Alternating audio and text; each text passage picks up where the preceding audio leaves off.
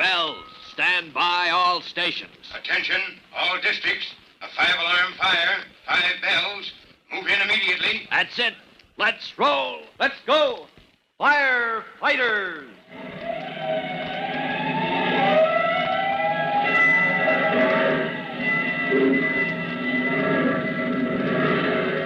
Presenting Firefighters, the true-to-life story of our unsung heroes who stand ready to ride by day or night against our most murderous enemy, the demon of fire.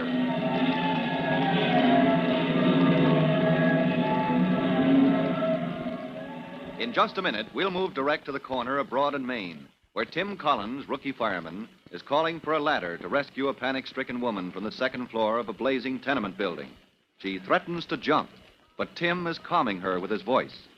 We'll get back to Tim in just a moment. But first, we take time for this message.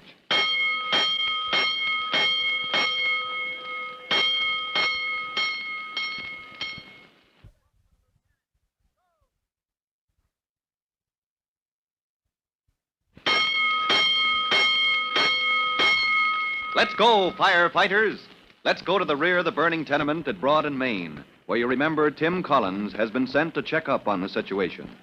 The night is black, but he can see the buildings adjoining the tenement stand much too close for safety. And a moment ago, as he turned to hasten back to the front of the building to report this fact, a window was flung open on the second floor, just above where Tim now stands. Oh, good grief, this is a tough one. These buildings are jammed together. They could burn like a box of matches. Help! Fire! It's all right, madam. We'll get you out. Fireman, help! Mr. Fireman, No, don't throw that, whatever it is. No, don't throw it. Don't. Oh, I caught it. Good grief. I caught it. Well, what do you know? It's all right, ma'am. I caught your baby. Help! I'm going to jump! No, wait. If you jump, you'll hurt the baby. I'll hurt the baby? Yeah, that's right. Now listen to me. Now listen, you wait. We'll get you down. We'll get a ladder, you understand? Yes, a ladder. I'll wait, but get me down. Murphy, get a ladder in here. All right, ma'am, here it comes. Hey, what's that woman still in the building for? Well, look, are all the others out? Yeah, we got them out. Chief Cody's out front checking to be sure they're all accounted for. Chief Cody? What's he doing here? Third alarm, Hooksy. This is a tough one. 3 alarms inside of 15 minutes. Okay, Vincent. Lay that ladder flat on the ground there. It's black as a pit here. Watch what you're doing, Murphy. Vincent can raise a ladder with his eyes closed. Yeah. Okay, Vincent. Get that end of the ladder up in the air. Now, walk towards me and raise it as he comes. Steady now. Not much room to work without hitting the building next door. Yeah, we're okay here. What in blazes is that? Just a baby I picked up somewhere. Hooksy Collins, a babysitter. Okay, Vincent. Hold her straight up. Now, swing her around and... She hits the windowsill square as if she was made for it. Oh, how do I get down? I never climbed a ladder. I can't do it. I can't. It's all right, ma'am. We're coming up for you. Now go on, Vincent. Yeah, I'll steady the ladder. Go on, get her, Vincent, before she loses her head and takes a dive. Hurry up. Boy. That's Easy a boy. now. All right, and you rake it. That's it. Now, Over your shoulder, man. That's it. Down. Bring all right, down. there he comes. Just hand him to me. Oh, my baby, he's all safe. You saved him. You saved my baby. Yes, first aid. Bringing the blanket. It's all right, ma'am. We'll wrap you both up. There's nothing to be afraid of now. Oh, afraid? Yes. I should say not. Why, I wasn't afraid for a minute. I knew you'd save us, Mr. Fireman. What? You did? Sure. Well, here, first aid. Yeah, I'll take that blanket. Here you are, ma'am. Now we'll take you over there. See where the other people in the house are all together. Anything you say, Mr. Fireman. Well, my goodness, I suppose lots of people would have lost their heads at a time like that, but I never for a moment was even the least bit concerned. Oh, yes, ma'am. I guess it's like my mom says. Appearances can sure be deceiving. Now, you stay right here, ma'am, with the... Yes, whatever you say. Why, what on earth's the matter? Ma'am, do you smell something? Why, just the smoke and... Oh, there's perfume on these clothes I wrapped my baby in. No, that's no perfume. I smell kerosene. Kerosene? Yes. Oh, coal oil. But there wasn't any, Mr. Fireman. That's why I was up. Wait a minute. You say there wasn't any. Any what, ma'am? There wasn't any coal oil in the stove. Why, my goodness, you don't think I'm up at 3 in the morning every morning, do you? What happened was we had an oil stove in the tenement, and the fire went out and it got cold, and the baby woke up. And I woke up and went to see what was the matter. And there wasn't any. Let me get this straight. Your oil stove has a reservoir. Yes, a great big bottle. And it was almost full a couple of days ago. But last night it ran out, and there wasn't any on the stairs either. You keep a spare bottle on the stairs? Isn't it dreadful? Somebody stole my coal oil. Yes. Yes, I think maybe that is pretty bad. The idea, stealing people's kerosene. How am I going to keep my flat warm on a night like this? Oh, I think it'll be warm enough for a while, ma'am. Look there, the fire is breaking out all up and down the stair shaft.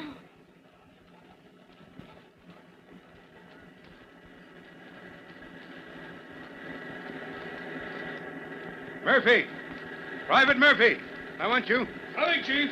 Give me the situation, Murphy. Yes, sir. 3-1's the first truck on the scene. Your officer sent you to size up the fire. Yeah, me and Hooksy Collins, Chief Cody. Sure. Chief, that cellar was blazing in a dozen places when we got here. If you ask me, this Now, just fire... give me the picture, Murphy. I'll put the pieces together. Well, sir, the cellar was blazing like a furnace. Yeah? So I sent Collins round to the rear to see how close the other buildings are. Yes, we have hoses washing down those other buildings to prevent the fire from spreading out. We've got it confined to this tenement. All right, go ahead. Well, Lieutenant Kennedy, he sent truckmen up the stairs to clear out the people. Right, we're checking now to be sure everyone's out. Go on. Well, the lieutenant, he wouldn't let the hose company open that cellar door till we had the people out. Huh? Then one of the boys ventilated the top of the shaft and opened the roof to clear the smoke, sir. And the engine men went into the cellar. Good. Get ahead of the fire, fight it back, don't let it spread. Yes, but it did spread. Once that heat burst out of the cellar, flame broke out all up and down the stair shaft, burning like a chimney made of wood. Well, Chief Cody, sir, if you ask me... All right, well, I will ask you. Well, I think this fire was set. I think it's a plain case of arson. Yeah, so do I. But that's easier said than proved. All right, Murphy, report back for duty. Yes, sir. On the double, sir. 207. Engine 207. Give me water in that third floor. 129. Hook and ladder. 129. Oh, there you are. Give me a ladder to that fourth floor. Huh? No room to work at the rear? Well, then go in through the front. Smash out those fourth floor windows. Let the hose men get in. Private Collins reporting, sir. Information you ought to know. Oh, you, Collins. Yes, sir. Boy, take an order to the commander of the area ladder. Tell him I want a water tower. I want a hose carried up his area ladder to play on the roof. Yes, sir. The idea is to flood that stair shaft. You get me? Yes, sir. All right, transmit that order. Report back to me with your information. Right, Chief. Lieutenant Stokes, orders from the chief. Oh, this building's a goner. Only chance is to knock down that fire as fast as we can. Keep it from spreading. With a wind like this, the heat alone could spread fire clean across the street. Aerial ladder's going up, sir, with a hose line from engine 224. Good. Now, what's this report of yours? Arson, sir. Well, it might be arson. Yes, I know that, but, well, where's the evidence? Well, only a suspicion, Chief Cody, but, well, there's a woman who says her spare bottle of kerosene was stolen last night, sir. Or stolen tonight, sir. She kept it in the hallway. Hallway? In a matchbox like this, she keeps her kerosene in the hallway. Stolen, you say? Yes, sir. Yes. And then fire breaks out at half a dozen points in the cellar. Yes, and there's many more in the stair shaft. Yes, sir, and if it was arson, well, there were 12 families in that building, sir, all sound asleep when the fella touched it off. Hmm? It's worse than arson. It could have been murder. Oh, if we only had proof. Tim, I'd give anything to get my hands on the animal in human form who could do a thing like that. Why, I'd give... Fireman, where are you? Oh, there you are. What is it, ma'am? I mean him. He's the one I want. I know this woman, Chief. Madam, you ought to stay with the others. You'll be safer there, but where everybody else is. Yes, but everybody isn't there. What's that? Oh, they said everybody was out of the building. You don't mean that they're I still... talked to everybody that's there, Mr. Fireman. I told them how you saved my baby and how you got the ladder, and I came down the ladder just as... Come to the point, ma'am. Well, if you're going to growl at me like an old bear, I don't think I can... Collins, ask her what she's talking about. Yes, sir. Madam, please tell us, just yes or no, is there somebody missing? Yes, Mr. Fireman, yes. That's what I've been telling you. I've been trying to... I looked everywhere, and they're not in the crowd. Oh, who is it, madam? Joe Ferguson and his wife. They live on the top floor, and they're not... Rescue squad. Man and woman on the top floor. Tell me, ma'am, top floor, front or rear? Quick, ma'am, it makes a difference. Why, the rear. But I don't see what difference it makes at all. Well, if they're in the rear, Chief, that's going to be tough. With the angle the buildings make, we'll never get a ladder to the top floor. And the blazing stair shaft cuts off the way from the front. Well, that's where they live. I thought you'd like to know, Mr. Fireman.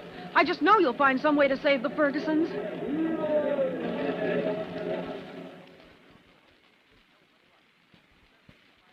Now, there's a problem for Chief Cody and Tim Collins to solve. Joe Ferguson and his wife are reportedly cut off in the top floor of the tenement building. But the woman Tim Collins helped to rescue is confident her hero will find some way to save her neighbors as well.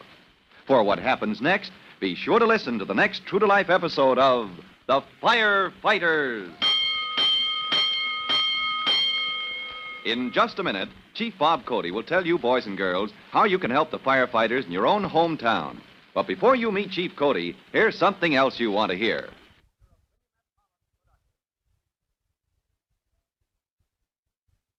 And now, Chief Bob Cody with a special assignment for all young firefighters. Chief Cody. Hello, boys and girls. This is your friend, Chief Cody, and here's your special assignment. You are to inspect your homes for those gadgets we call space heaters. Oil stoves or heaters that burn kerosene or other inflammable liquids. Now, check up on the conditions of such heaters to be sure that fuel does not leak.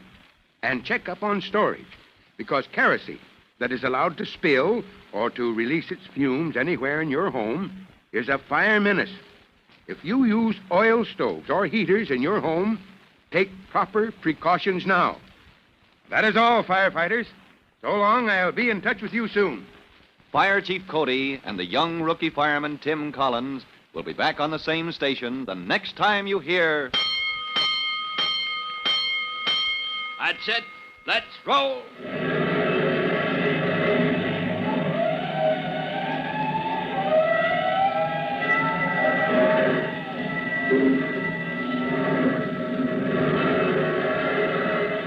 Let's go, firefighters!